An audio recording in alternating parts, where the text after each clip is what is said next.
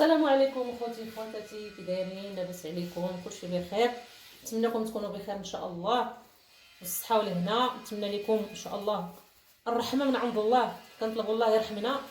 اليوم ان شاء الله نشارك معكم واحد الشوربه خفيفه ديال الرز والكرافس.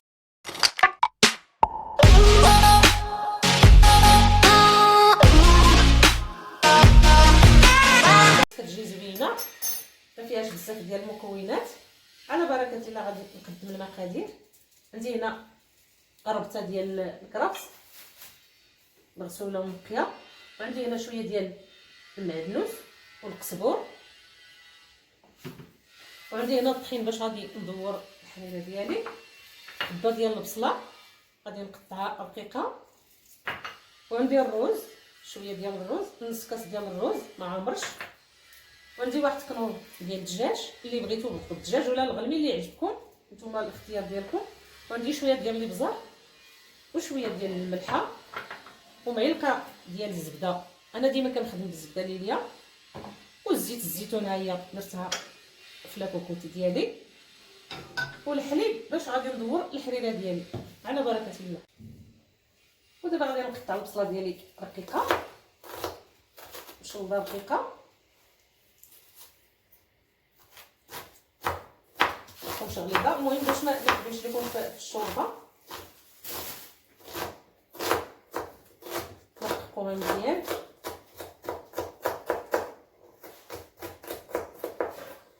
عندنا غير حبه وحده.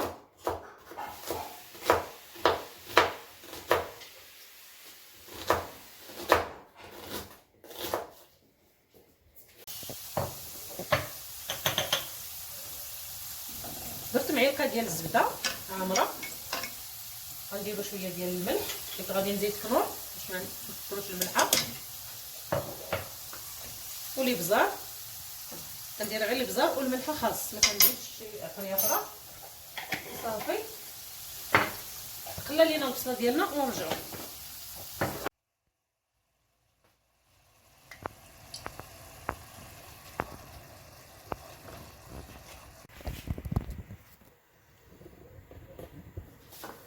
بعد ما حرك ليا الكوكوط، دابا غادي ندير ان شاء الله الطحين.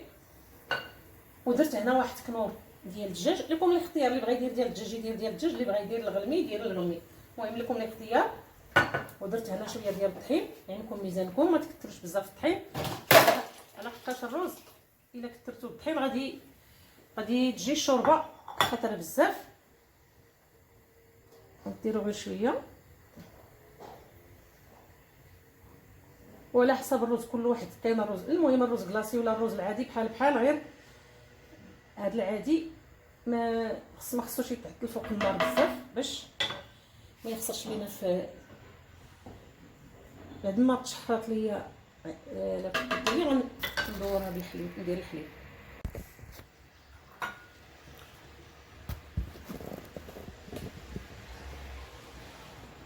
وهذه هي الحريره اللي شاركتها معكم اليوم. طابت، دابا غادي نزيد ليها الحليب. كتجي بنينه، جربوها البنات، اكيد غادي تعجبكم ان شاء الله. نتمنىكم تجربوها. الحريره خفيفه في العشيه، زوينه للعشاء مع التمر، وسهله في التحضير ديالها وما كتاخذش بزاف ديال الوقت. نتمنى ان شاء الله يعجبكم ونكون خفيفه على قلوبكم، وبارطاجيو هذا الفيديو فضلا ليس امرا البنات. نطلب منكم بارطاجيو وتعاونوني بالبارطاج، وضغطوا على الجرس باش ديما يوصلكم الجديد. ومطبخ ام نوره.